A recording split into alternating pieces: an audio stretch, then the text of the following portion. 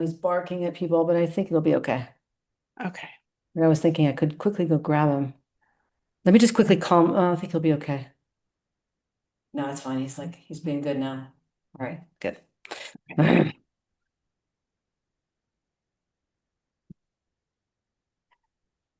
Well, hey there, Diana. I'm so glad to be with you to talk about this incredible topic and to hear a little bit more about your story. So I'm going to turn the mic over to you, let you share a little bit more about that story, and then we're going to chat. Well, I'm curious because I have a lot. I'm 55 years old and I have had many stories, but I think you're alluding to the emotional sobriety part or the like my sobriety journey in general. It's really however you want to share it. Typically, I'll tell Yeah. people to share however they would like to and as Okay. quick as they can, and also focusing a little more on the recovery part of things because that's where we don't need a whole long Yeah. drunk along. Yeah. Okay. Well, let's see. 20 years ago, I was sort of depressed in a marriage that was very miserable and with two kids living in the Swiss Alps. Yeah, in a very miserable marriage. I was a bit vain. I wanted to, lose some weight. And this is going to sound very strange, but I picked up this book called French Women Don't Get Fat. And I grew up in the south of France and I was constantly battling my weight. I read the book. The owner of this, the writer of this book talked about having to go to these lunches where she had to drink wine at every single lunch. She was a champagne dealer, and she just said if she drank every single glass of wine that was poured to her, she A would be drunk and B would not be able to do her job. So she developed these like really cool tricks of like putting the glass up to her lips and pretending to drink and then putting it down. And I was like, wow. First of all, I could never do that. Number two, I just thought that's kind of nice because it alleviates the social pressure to have to drink. I took her advice to heart, not just with the drinking, but with the food part. And I decided, okay, for 30 days, I'm not going to drink. My ex-husband was going to treatment anyway during that period. So I thought to support him, I would just not touch booze. During that month, I lost 10 pounds. My depression went away. I always tell people that the sky got bluer and the grass got greener. And I really just did it for vanity reasons in the beginning and to support my ex-husband at the time.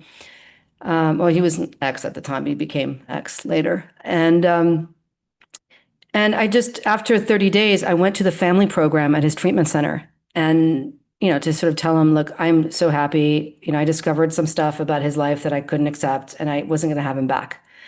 It was the reason I went to the family treatment, the family program at, that it was in England at the Priory clinics. And, uh, little did I know that they taught me so much about my role as a codependent in the whole story. They taught me that addiction was a feelings disease, which is something that I always thought an addict had to be, or an alcoholic was somebody who lived under a bridge with a paper bag, drinking out of a paper bag. I never thought you could be kind of functional on the outside or appearing to be functional, like somebody with two-car garage and children and a job and still be an alcoholic. I was blown away by that. And while I was visiting him, I learned sort of my role of, well, first of all, I learned it was a feelings disease and that actually the average alcoholics are actually really smart. And I was like, wow, yeah, my ex-husband is really, really smart. And I thought, thinking to myself, well, I can't be alcoholic because I just stopped for 30 days and here I am, like feeling really like skinny and feeling really good. And the counselor who was leading this whole sort of family program, looked at me and said, I really recommend that you go see a therapist who has experience with addiction. And I'm like, why? Why do you think I'm an alcoholic? And I felt really a little insulted and a little bit ashamed by her pointing at me. Or suggesting that. So I really wasn't willing to look at at being an alcoholic myself because I was able to control it for that 30 days. But they also said the first drink is the only one can control once one has gone through detox or withdrawal, which for me, I have to say, was not that hard. Like I took a bath every night, I drank herbal tea, and uh, and I have to say that the losing weight, I could see my weight going down every day, just motivated me to not drink. I'm not a therapist. Maybe I had an eating disorder at the time that helped me get off, the booze. I don't know. But 30 days in, I felt great. I went to that family program and I learned that, I just thought this is amazing. I can control it if I'm not touching it at all. But if I have one, I can't stop. If somebody says, would you like another glass of wine? Or, oh, here's an open bottle. I might as well pour me another glass. I just thought this was amazing. I'm just not going to touch it anymore. And I successfully stayed off of it for 6 months. And then I started dating. At that point, I was officially separated from my ex-husband, and I dated another addict. And then the love, sort of that feeling of, I would call it limerence. At the time I thought it was love, but it was limerence, helped to sort of fuel, here I am losing weight, looking great, feeling great. And, you fall in love with someone, that's a drug. And that carried me for another year or two or three. I started going right before I have to go back, right around the time that I started dating him. I was in a 12-step program for families and friends of alcoholics. And that's when I started to learn that, perhaps I'm also a codependent. And well, I had already figured that out at the treatment center, but I learned that I had some code, like perhaps I was drinking because of my codependency. That was sort of my theory about that. So I started dating this other guy who was lovely, but he definitely had a pot smoking habit, and he drank too much when we would go out. And I stayed with him for 5 years and never picked up during that time, but I was very, very depressed. And I would say, in terms of my emotional health, not sober. I isolated. I covered up for his not showing up as a boyfriend. I Oh, sorry, my dog is barking. Um, I Yeah, I would like a healthy person would make plans on the weekend and go and do fun things with their kids. I just waited around until he showed up. And I don't think that's healthy, because a healthy person would do things that are based on what, their needs are and their values are. I was waiting around for someone to show up and basically carry me through the day. So at the end of the 6 year, I would say at my 6 year sobriety mark, I broke up. We broke up this new relationship. And at first, the first 2 weeks, I think anger carried me through this first 2 weeks. At the end of the 2 weeks, I was begging for him to come back, but he'd already moved on. And I would say I wasn't making plans to have suicide, but I wanted to die. I mean, it was the worst withdrawal you could imagine. I have a scene in my book that hasn't come out yet, but I'm working on it. I'm driving through the Swiss Alps on a way to a writing workshop, and I'm crying. And I've been so neglectful of certain things like windshield wiper fluid. I had no windshield wiper fluid left, and it's a snowstorm, and there's like snow banks on either side. And I'm crying, and I can't see out my windshield. And I'm driving through the Swiss Alps on these windy roads. I've just dropped off my kids in boarding school. And I'm thinking to myself, I'm worthless. If I die today, nobody's going to care. And I called a girlfriend while I was driving, and I basically told her what I just told you. And she said to me, Dinah, you're crazy. You are not worthless. Your boyfriend's a fool, and your kids adore you. And, just, and she talked me out of this sort of semi-suicidal state. And I got to the writing workshop and did 3 days of writing with a bunch of really wonderful women on beautiful writing prompts that were very Jungian type of writing prompts. And I came back from that, I stopped on the way and got windshield wiper fluid. I made it to the workshop and in Geneva, and I would say that the writing really pulled me out of this dark depression. And we did, all these great exercises like writing about dreams, writing about childhood, merging them together. Like, I went back home after the 3 days feeling like a new person. I wouldn't say, sober emotionally, but definitely more functional. And then, I started going to more 12-step meetings. at first I was going to more of the family and friends codependency ones. And a lot of people who were going to those meetings were also going to the ones, are we allowed to say the words of the places that the fellowships we go to, like to AA? Okay, so I don't know, like, okay, good. Um, yeah, so there were a lot of people in AA in our village who were going to this, it was called CODA meeting. And and they were like, Diana, why don't you, stay for the AA? And I was like, well, I'm not really an alcoholic. And they're like, well, you're 6 years sober. You haven't touched a drink and you work the 12 steps. I think you kind of qualify. And one day they left me in charge. They went on a vacation. It was a small village. We were only 4 or 5 people sometimes. And this one time they said, well, can you just be there in case a newcomer showed up? And sure enough, this is sort of higher power stuff. A newcomer showed up and I was the only one there. And I basically qualified to this newcomer and realized through the qualification process that yes, I did belong in that room as well.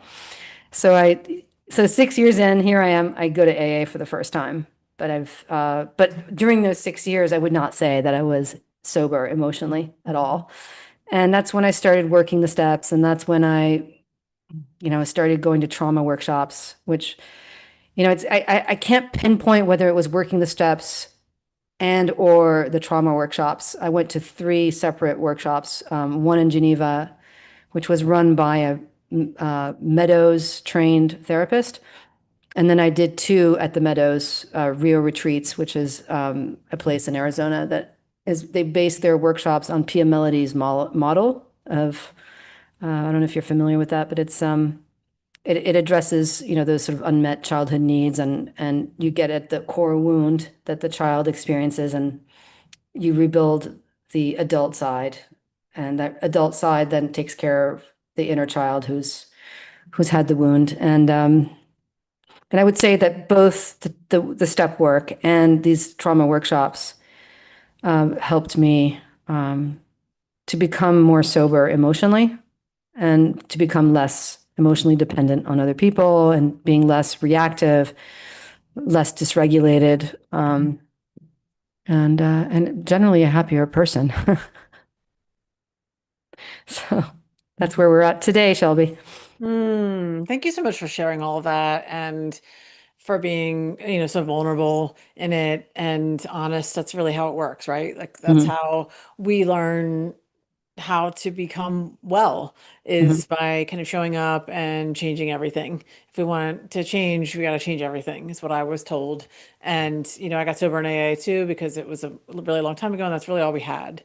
mhm. We didn't have all the Quitlet that we have today. We didn't even have like online. I don't even know if the internet was even really readily available, and so that's what we had. So that's what I did. And, I had to learn a design for a living that really works. I'm super grateful for that too. So, but I love to hear stories like yours where it's a little bit more of a roundabout way, Mhm. where, especially when it's like somebody else, like your spouse or, your parent or whoever else that's like kind of, adjacent in your life that's the alcoholic, the identified Mhm. patient, Yeah. right?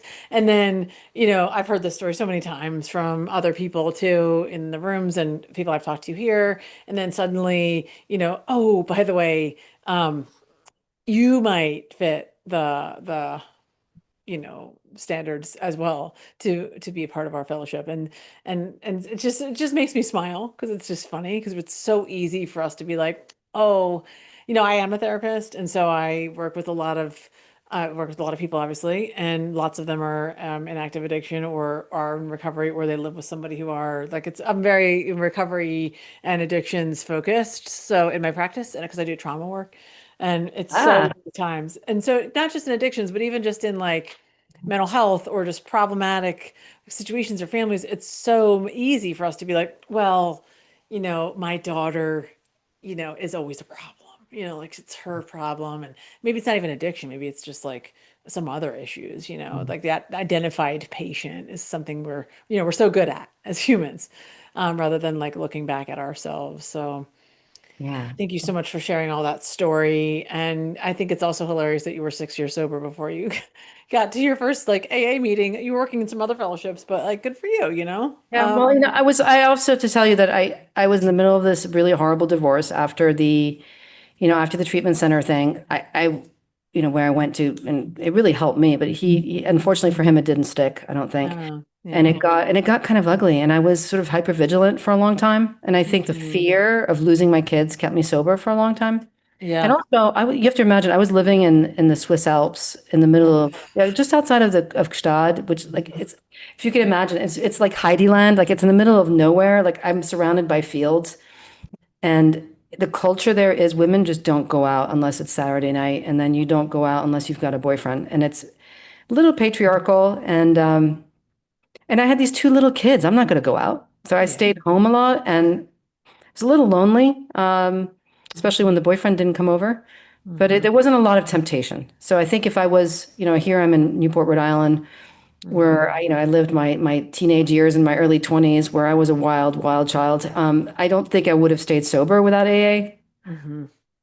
Yeah. Um, No, yeah. it's really tough. You're right. And also even in the midst of, I mean, you can see it both ways, right? And I've experienced this in my practice both ways, right? So sometimes people, you know, it's, we oftentimes do latch on to a thing that Hmm. will help us get sober, right? Like my kids or Hmm. my partner, my job. You'll be like, I'm doing this for this. And that often will get us there, right? It'll get Hmm. us kind of going on the path. It very often doesn't keep us there because Hmm. that's not what's going to keep us like kind of sober and well. We really need that other piece to happen. But, whatever, like whatever you got to use to kind of get you there, I always say like go for that. Yeah, do it for Yeah. your kids. If that's Yeah. what it's gonna be take for you.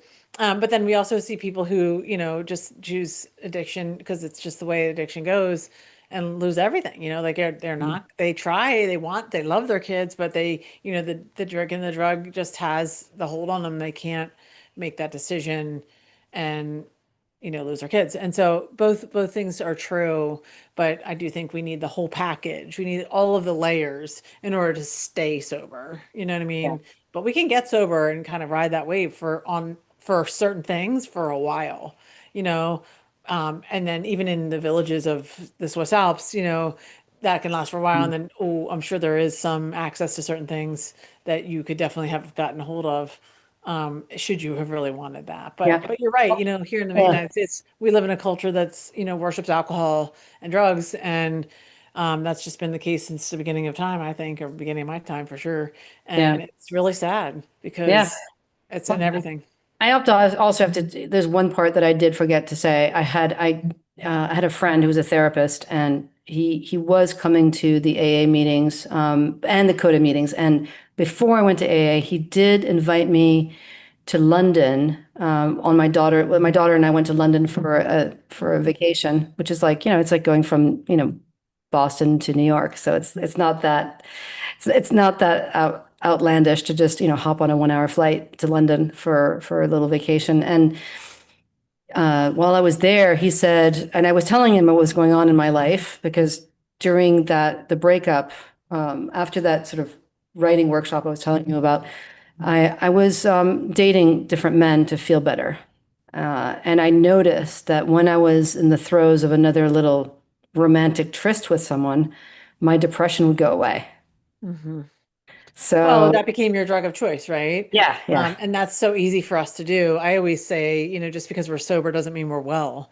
yeah. And I know for sure, myself even included, when we are faced with pain or tragedy or, whatever feelings, a lot of times, our natural way is to find a way to escape that, to numb out, to get away. And so we'll figure it out, whether it's not drugs and alcohol. I know I'm not going to pick up drugs and alcohol. Because I just that's not going to be my choice. Yeah. But I'm sure we'll head to the Chick-fil-A and get that milkshake, Yeah. 4 times a week, even though I know that that's completely against everything I value and it's not going to help me, blah, blah, blah. I will eat myself to death, or starve myself. Like, we'll find other Yeah. ways to Yeah. So, have to be addictive, to be yeah, addictive. I was kind of starving myself too, because I didn't have any hunger. I remember feeling like, wow, this feels great. Like I went, like all the weight was coming off, and the sort of romantic stuff. Like, so he told me, I want you to go to Sex and Love Addicts Anonymous. Oh boy. And so I went to that, and I have to tell you, Shelby, I was in the basement in London, of a London church. And everybody in that room was incredibly attractive, I have to say. I mean, I wasn't attracted to them, but I just was like, wow, these are like beautiful people. Yeah. And I was like, and they were qualifying. The guy who did this who spoke, I identified with his feeling 100%. So I actually think that my core addiction is slaw actually related. It's romantic stuff, and I think I drank in order to act out in that. Sure. Because I was acting out that way without booze. I mean, and I always say it doesn't necessarily matter Yeah, what it is, you know. It just knows that, you know, we are the kind of people who are naturally going to look for ways to escape our feelings or our lives. And so whether it's alcohol, drugs, sex, money, whatever it is, we're just gonna figure that out. That's like so I always say we're like fighting against our natural way. You know, it's a yeah, selfish and self-centered disease, right? And that's why yeah, we have to change everything. So and you've done that, like you've done that. And we're always a work in progress, right? We yeah, never arrive until we die. We're all under construction. But I have to say, long-term recovery is pretty powerful. You know, I didn't necessarily understand what that meant until fairly recently, frankly, until I had like, some conversations here with other women who are in a couple decades long, you know, recovery and talked a lot about the long-term recovery um, philosophy, I guess. And because I was like, whatever, like it's just life or mhm, whatever. But it is such a thing, you know? yeah, It's like that becoming completely unbothered, you know, by things in your life, by other people's things, by situations in the public, by the new, you know, you're just kind of when you have all of the layers with spiritual fitness and, you know, physical fitness and, you know, wellness in general, it's easy to become that way. And that's the experience I've had too. And age helps with that a lot too, which is amazing. yeah. Yeah. Yeah, it does. Yeah. And but I can't say that it's been a linear path. It's definitely been like, boo, like, and there are times when I'm like, oh no, I'm going back to old patterns. I mean, I Yes. pick up, but old patterns of Yes. behavior and getting down on myself because I was like, oh God, I thought I was over that. And Yes. then, but then you know what? You just go back to the tools of the program and there's something for that. I'm always Yeah. digging deeper, and it gets better. And yeah, and I think Yeah. that right now it's really, I mean, that's why I love the St. Francis prayer. It's really about giving it away, isn't it? It's not about, if you want love, give love. If you, yeah, Yeah. if you want I mean, comfort. honestly, that's what I mean by like this kind of stage. You become so different and like but what I mean by being unbothered too is like, you know, you're just not going to be bothered by everybody else's kind of swirling around crazy, even if they live in your home, you know, like Yeah. their anxieties, their worries, their fears, their lashing out or whatever. You're just kind of like, yeah, I mean, that's like not my stuff, you know? I mean, I'm not gonna doesn't belong to me. So I'm not going to pick that Yeah. up. And Yeah. then just having really healthy and clear boundaries too, being willing and able to say like, yeah, I don't really want to do that. Like, no, I don't actually want to go to that thing and not needing to have a reason or an excuse either. That's a wonderful thing too, is being able to just like own that and say, yeah, I don't want to. It's pretty I cool. know. It's hard. It's easier said than done. I still have to say, get a little triggered when my children criticize Mhm. me. I have a very hard time with that. Mm. That's a Uh, tough one. I have three young adult children as well. They're really tough, and our teenage years were horrible and very, very traumatic for 4 years. And we had COVID and all the things, and that was mhm, really tough. And my oldest one is super mean. She can say some of the most mean things that anybody would ever say to somebody. But I learned really early on with that, like through my own great therapy and just in the wisdom of the program too, that like that isn't about me. Like I can check myself and be like, oh, you can take that inventory. You can say like, oh, what scan through, like what have I done or said? mhm. You know, like is there something I need to make amends for? Or ask, you know, hey, it seems like you're being kind of mean. Like, is there something I did that to upset you, you know? Um, but like really getting to that place of like, this isn't about me. I didn't do that. You know, yes, you might hate me or you want to come at me or say this thing, but yeah, I didn't, I didn't do that. But it's very hard and I painful. think, no, actually, where I get really the most frustrated is when, my children are in their 20s, but when I want attention from them or I want to get together with them, they don't have the time for me. But then when they want to be with me, they will demand that I put down what I'm doing in order to Yes. listen. And if I don't put down what I'm doing and listen, then they're triggered because they remembered the time when I was emotionally unavailable when they were Mm. little. And then they get really upset. They're like, oh, there you go again. Oh, I'm not paying attention to us now. So it's very difficult. Yeah. It is difficult, and that sounds like a lot of like just repair work. Mm-hmm. And a lot of that is on them too. Like, because if you've already made your kind of formal amends with Mm-hmm. them, like unapologized and owned up your side of the story, and I'm sure you've probably done that like more than one time, then you're no longer living in the red. You Yeah. know, you're not in the red anymore. And if they have parts of them that were hurt by you or your actions, that is for them and their therapists to work on, truly. Because we can't just walk around being like, oh, I'm sorry. Oh my God, I'm so sorry. You know, like all the time, Mhm. because you're not doing that anymore. Like Right. you're living a lifestyle that's completely different.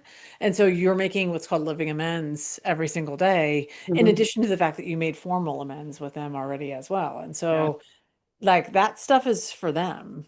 Yeah. And this is the hard part about having young adult children because and helping them to understand that. And you know, we say around here all the time, you know, like it isn't your fault what happened to you. You know, if certain Mhm. people abused you or things happened to you in your life. Of course, some of that is not your fault, but it is your responsibility to heal it. And once you become like old enough to become aware of those things and or take control of that, you can't continue to blame your parents. Like, because you have to now heal the parts of you that are have been hurt. Yeah. And that's I say that to my kids too. Like, you know, I have a couple, you know, like, and I say, you know, I get it. Like, there's parts of you that have been really, sounds like anyway. I don't necessarily understand it because it's not my narrative, but, and I don't necessarily but however, she internalized that or those things were hurtful. And so now it's your job to do the work. Like, and only you can do it, you know? Hmm. You can't, and if you keep sitting around and pointing the fingers at everybody, I mean, maybe that makes you feel better or something, but it's not going to solve the problem. Beautifully said. It's true though. I mean, Yeah. Oh, it's yeah, yeah. it's when I'm weak with my own boundaries that I get upset. Well, yeah, because you're out of alignment, you Yeah. know, because your brain knows what your core values are. Your brain knows at the conscious level, unconscious level, like what are those boundaries and what you're trying to accomplish and why you did that. And so then when we do something that's in a direct opposition to that, it Mhm. knows that we're not in alignment with those values. And so now Yeah. you've created a disconnect, which creates symptomatic experience, anxiety, depression, things like Mhm. that. And so, um, exactly. That's the kind of people we work with, right? So that, you know, we can help create, um, to reduce those symptomatic experiences at the neurological level using good EMDR therapy and neurofeedback and things so that we can help people to like literally heal their brain from those things and be able to move forward. And a lot of this takes a lot of practice, Mhm. lot of practice, you know. It's like I said, it's not our natural way. Our natural way is to want to escape, to get Mhm. away, to cover up, right? You know, I still Mhm. do something like scratch my car because I'm always the mistake maker here, right? My husband was born perfect and I make a lot of the mistakes. And so I still want to go get the like permanent marker and like rub it out or lie or figure out a way to get out. Like that's still my first thought. How can I get away from this or cover it up? Because that's what I used to do all the time. It's always lying, covering up, getting away. And that doesn't work, you know, for anybody. It's not going to work, feel good for me in the long run. And it certainly isn't going to be helpful in a relationship. And again, your brain is going to know, you know, you were doing the wrong thing. Yeah. So it takes a lot of practice, and especially with our children. But Hmm. yeah, sounds like you're doing it. Well, thanks. Well, it was one of those things where I moved away to the Swiss Alps actually in 2002, and I lived there for 19 years. I had a fight with my mom, I'm half Swiss, so my grandparents in Switzerland gave me their house. So I was like, this is a great opportunity. I'm going to go to Switzerland, and that's why I lived there. Um, but then I thought I'm going to stay away from the United States, where I don't get along with my American family, and then my grandparents died, and I had no family except for the American family. And in becoming a coach, there was a chapter in our personal development workbook that was family is supposed to be there to support you and help you when you're going through a tough time. And yes, I had contact with my American family, but I was living away and I didn't really have them nearby. And I thought in doing that coach training, I realized that yes, I had done a lot of progress with myself personally, but now I needed to put into practice in my relationships Mhm. by reintegrating with my family of origin. Okay. And I realized that if I could successfully do that with my own mother, brothers, and everybody, then I could stand a chance to have a healthy relationship with a partner someday. Mhm. And I could be completely wrong with this theory, but I thought if I can't have a healthy relationship with my imperfect family, because everybody's perfect, everybody's family is imperfect. There's no Right. such thing as a non-dysfunctional family.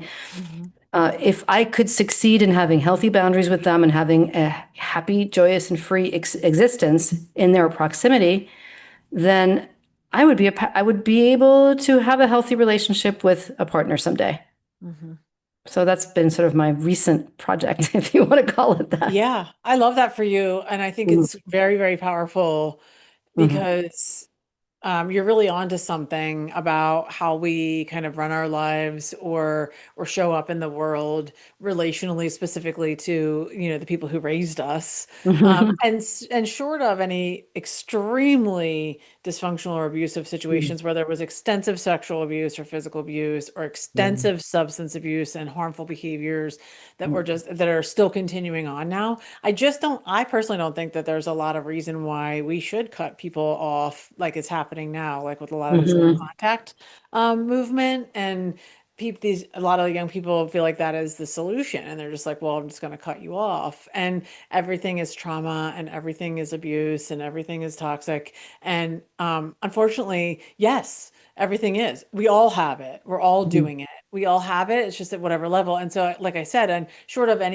some of those situations that are like very, very extreme, I think we can miraculously heal the parts of us that are hurt and are harmed through our own great therapy. And then we can have relationships with those people in our life with really healthy boundaries, Mhm. So we can have relationships with parents who are really self-centered and selfish and all they do is talk about themselves and whatever. Like we can just be like, well, I know this is how it's going to go. I show up at certain places and certain times for this amount of time. You Mhm. know, I'll stay in a hotel. I'll only go for one day. Like, there's a lot of ways to create opportunities for us to be in relationships with people that are well boundaried, so that they don't become like overly harmful to us, but they're not completely cut off. But Yeah. but I think you're also healing, like you're creating more of an alignment between what your values are. If one of your values is family or Yeah. children or connection, things like that, then if you are the kind of person that doesn't have that from your people, you're out of alignment. And now Yeah. you're asking your kids to do that with you. And also when we're adults and we don't have relationships with our family members at some kind of level that's Mhm. tolerable to everybody, we're just now telling our people it's okay to do that. It's Mhm. okay. Oh, when you get mad at me or when I've done something that hurt your feelings, whatever, it's okay for you to just cut me off. That's what that Mm. is. We're telling our kids that, yep, that Yeah. it's okay to do that. You did that with your parents. So, Yeah. No, I didn't. I never cut off a parent. I had the opportunity because of this, sort of very odd, being half Swiss, half American, and having yeah. family both continents. It's very difficult. That's a whole other thing. The whole Oh, yeah. adult culture thing. Yeah. But yeah, I also realized that as much as I thought my family was dysfunctional, I think I realized it was my reaction to their imperfections that was actually the Right. problem. Yep. They're just imperfect human beings like we all are, and I just couldn't accept, them. And I realized this. I was a little bit hypersensitive. I was taking things personally Hmm. when, or yeah, I was assuming a lot for Right. the four Yeah. agreements. I was completely violating the four agreements and taking Right. things personally and sort of, like I thought, I had this sort of belief that I was worthless from childhood on. I had Mhm. some sexual childhood abuse when I was, yeah, 5, 6, 7 from a stepfather who, thank God is no longer in our lives and pretty much exited our lives shortly after my mother found out about it.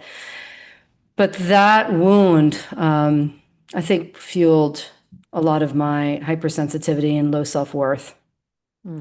and this sort of, you know, feeling that men are there. Like my role on this earth is to please men, basically. Hmm.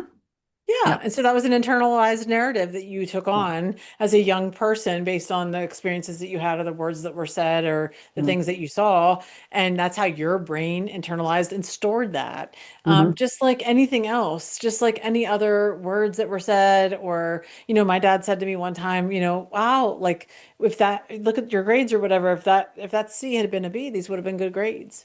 Well, I think he probably thought he was probably saying a good thing, like, oh, these were good, like you just had this one thing. But I internalized that as being, well, you're not good enough. And then that was already on a you're not good enough track, which led me into an entire raging addiction because that's how that went, right? When he probably thought, oh, I'm just being a supportive parent. It's probably Mm-hmm. something that a lot of people would say to their kids, right? Like Mm-hmm. not meaning, but somebody internalized that in a certain kind of way. And maybe some other kid, my sister or somebody else would have been like, whatever. I'm fine with it. You know what I mean? So, and that's what happens. And then we grow up, and it sounds like you are already at that place where you're able to see, oh gosh, yeah, like they're just trying to do the best they could with what they Mm-hmm. had. And I, internalized that in a certain kind. It doesn't mean that it didn't hurt you or that Right. you weren't sad about it or you weren't affected. It just means that you can realize and accept who they are and what they are, and then have relationships with them based on that knowledge. And sometimes the knowledge that people give us based on who they show us they are helps to inform us about how we proceed, right? But sometimes we don't share our whole story with those certain people. They're not, we No. can't trust some people with our whole story. So we keep things a little bit more surface, or kind of, we don't go real deep or we don't share every hurt hang up or child thing or whatever. Those are the decisions that we get to make based on Yeah. what we know Yeah. about people. Yeah, I haven't gone back to my mother and said, you did this, but Yeah. if a certain pattern comes up, I do confront it though. Like if I Mm. hear something that's hurtful, I will address it. And you know Yeah. what? She's very responsive. She learns. Like Hmm. old dogs can learn new tricks. I have to Well, and say. that's what boundaries are, right? If you when she says something that hurts you, Hmm. she says a criticism or a something, and you say, "Hey, it really hurts my feelings when you say that." You didn't Hmm. say anything negative about her. You didn't say you're Yeah. acting like a real bitch or you always do that. You just said it hurts my feelings are hurt when you Hmm. say that. And what are you supposed to say to that? You can't even really have a argument other than be like, "Oh gosh, that's not what I Yeah. meant," or "I'm Yeah, sorry." exactly. Exactly. Yeah. That's exactly what she'll say. I didn't mean it that way. Oh, no, no, no, no, no. Yes. Yeah. And so we're just training people. That's how you train people using really good boundaries. It's really just standing up for yourself and finding your voice. And you can do that with your children too. Like, hey, I totally get it, that you want to spend time with me. I definitely want to spend time with you too. Um, I was doing this, right now. How about we circle back and make a date for Friday? Whatever that looks like. But standing up for ourselves is definitely not a negative thing. And it's teaching other people how we want to be treated. That's Yeah. all emotional sobriety stuff. Yeah, So and tell it's me, like we have a few minutes left, but I'd love to hear a little bit more about your book title and like how you got there and what your kind of view is around that wealth situation, mm, pressures of privilege. yeah. Well, the book title is The Radical Steward. I mean, that's my working title right now, because I was raised with this idea that, to whom much is given, much is expected. And to be a steward is you're given something to take care of that kind of doesn't Mhm. belong you to you, but you take care of it for future generations. And, my mom is a very environmentally conscious person and really believes in family and like family history. And, Mhm. she was given a lot of family artifacts and art, and she's taking care of it for the next generation, for the next generation, for the next generation. And but she also has a very love of community. She owned the local paper where I worked when I was younger, and she just believes that a community is only as good as its newspaper. So this idea of stewardship is very, very strong in our family, and Mhm. I think you can also say you could even stretch it as far as like you're a steward of your body, like you have to take care of it. You're a steward of your kids. You don't own your kids. You have to take care of them, and of your relationships. You've got to take care of them too. Mhm. So and radical. I'm using the word radical because everybody believes that if they had more money, that all their problems would disappear.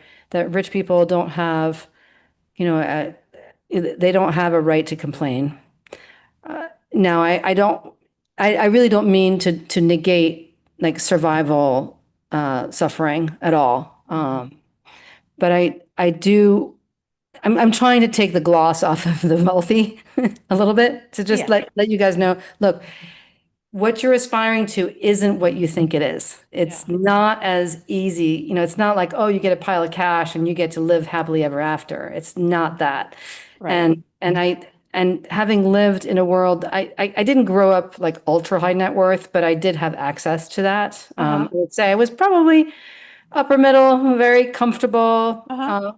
And also, there's a difference between sort of wealth in dollar terms and sort of like class and how you live and, uh, the style, like how you spend your money. So that's a whole other subject. But I think the radical part is that I grew up in a family that believed in, like, my mother paid our nanny to make us make our beds, to do chores. She said, I'll give you extra money if you make them, work. And I'm so glad she did that because that was Mhm. one of the things that therapists have said to me. Thank God you had this person in your life who made you functional. I have cousins, who had everything done for them. And Mhm. when they became adults, it was a lot harder to kind of lead, easier lives, I think. Let's put it that way. Mm. Mhm. So the radical part is that it's also that um, I really I don't have any proof about this, but I do believe that wealth enables things like addiction because you can pay off the consequences. And when you don't feel those consequences, then you can carry on in very unhealthy behaviors and to your detriment. And Right. and so I'm glad that I wasn't wealthy enough, actually, because I think that it helped me hit my bottom sooner than if I Yeah. had had more wealth that could have enabled me to carry on. I certainly have friends who are able to carry on. They look at me and go, Diana, you were an alcoholic. You weren't an alcoholic because they drink more than I did, Yeah. and Yeah. but they're able because of wealth. They're able to outsource everything in their lives so that they don't have to fail. Yeah. And yeah, so my book's largely about that. And some of the ways that like, I had enough wealth to do things like pay for karate lessons and go to karate class, get nannies sometimes, but I never had full-time nannies. It was just, I was a single mom. I needed a babysitter when I went to the gym or, Right. those kinds of things. And I did have a cleaner, but I did work in the garden. Like, I worked in the garden. That was like my Yeah. happy place, like mowing the lawn and, Mhm. trimming trees and weeding. I was maybe even Yeah. addicted to that for a little while. I think So it they're worth it, sounds a right? lot like kind of correct me if I'm wrong, but it sounds almost like you are really trying to highlight the importance of like personal accountability and like autonomy even because there's a lot of value in work, right? Mhm, Like work, obviously all of us or most people have to work for money to live, mhm, right? mhm, And but it's not just that. There's a lot of value in like doing something, like seeing the results of a thing and then being paid, your worth for that thing, and then getting kind of up and out, in your life or whatever because of mhm. that. That's creating that autonomy is really valuable. Yeah. Um, and And, it, sometimes, go and ahead. it, my therapist told me too, like, when I was going through that depression, she's like, I really think you need to get a job. And I was like, why? Yes. She's like, you need Yeah. to get out and be with people. Like, Right. like, and I was like, oh, but I need to find a man. She's like, well, go to the grocery store. Like, you might meet somebody over the vegetable counter. Like, she just wanted me Right. to get out and not Mhm. isolate. And I think that, with what's going on in our country since COVID, I mean, or even before COVID, Yes. there's so much Yes. isolation Mhm. that I think work is really good for that.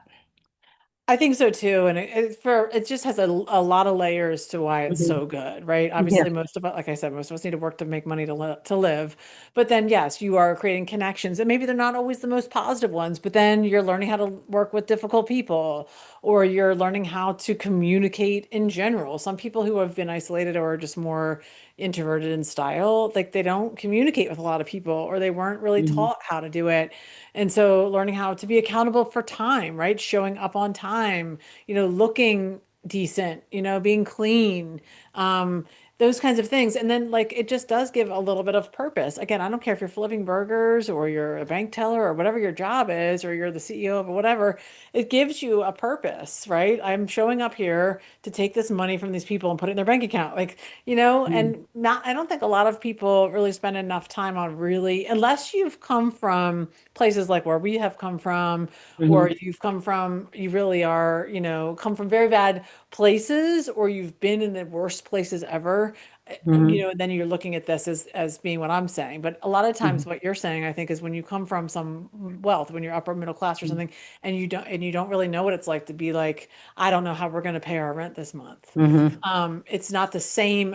You don't look at your work as the same as like somebody who's like, man, I was homeless for 6 years, Yeah. and I just am so grateful I can stand here and take your money and put it in your bank account, you know? Yeah, there's also this sort of like I'm worth more. I have a friend who's in recovery, and he was sort of upper. I think he was actually uh, he was upper middle, but then he was cut off. And at one Mm, point, I think he was in LA, and he found a job for $5 an hour, and then he went to his sponsor, and he was like life sucks. Like I'm mhm, only like I only found a job, and it's only paying $5 an hour. I'm worthless. mhm. And his sponsor was like, no, you're not worthless. You're worth $5 an hour. That's right. That's And I thought right. that was so good. Yeah, but that's humility. I mean, Yeah. and to me, that is what it takes in order to be successful in anything, whether it's in recovery or financially or in your field or whatever. You Hmm. have to have like that level of humility in order to gain that perspective, that gratitude, and be successful. Because without it, I'm not sure that it's possible. And Yeah. I unfortunately have had the unfortunate pleasure of watching people not get sober. I have a Mm-hmm. couple in my practice right now who are long-term chronic relapsers. One in particular that cannot, like, just cannot stay sober, and they've had multiple rehabs, lots and lots of education. So we don't need any more knowledge. There's no more knowledge to be had. You could probably write the book yourself. What we Hmm. have is a pride problem, and it's not Ah, fully submitting to something, to the program, to God, to your family, to whatever it is. You still have these little parts that you're like, I got this, or I'm good, or I'm better than you. I'm not like that guy. And I watch it. I've watched it. I've called it out, and it's still happening. And it's so painful to watch because I'm like, dude, what is it going to take for you to be like fall on your knees? yeah. And I Fall do on your, remember when I first got that sober, then when I first got sober 20 years ago, I do have a memory of just being like, okay, I give up. Like, right, all right, what do I do? Like I right. remember like I handed things over, like I went to the therapist, I went to the Mhm. lawyer, I went, Yeah, I guess the third step was definitely asking the professionals for help. Like yeah, I'm done trying to figure this out myself. It's just not right. working. And that's what it takes. But sometimes people never get there, and then that's why they stay out and they don't become well, and sometimes they die, and it's very, very sad. And wealthy Um, people are very much into their pride, I have to say. And, it's I don't know if very, you know, I don't know if you've seen the work of Dr. Paul Hochmeyer. He's a psychiatrist who's written a book called Fragile Power. It's a very, mm, very good book. And in there, he says that wealthy people have three cultural markers. The way if you were dealing with other groups of marginalized communities, mm, the LGBTQ, for example, community, you kind of want to know what their cultural markers are if you're going to work with them. So with the wealthy, he says it's isolation, it's distrust of strangers, and then three, it's hyper agency. And hyper agency is your ability to change your environment in order to avoid discomfort. yeah. So yeah, Um, yeah. well, we've covered a lot of stuff, and I know you have so much more that's going to be coming out in your book. So where do you like people to connect with you if they want to reach out? Okay. Well, I have my website is Diana, DianaOehrli.com, then slash subscribe. I have a newsletter called Early to Rise that I send out every Friday, and it has everything that I've published, in other publications. So I just gather it all in one place. All the podcasting and everything appears there. So, Wonderful. yeah. Well, I'll make sure I link that in the show notes below. And best of luck with the book launch. I'll be looking forward to that. And I hope our worlds come together soon. Yes. Oh my gosh, it's been lovely.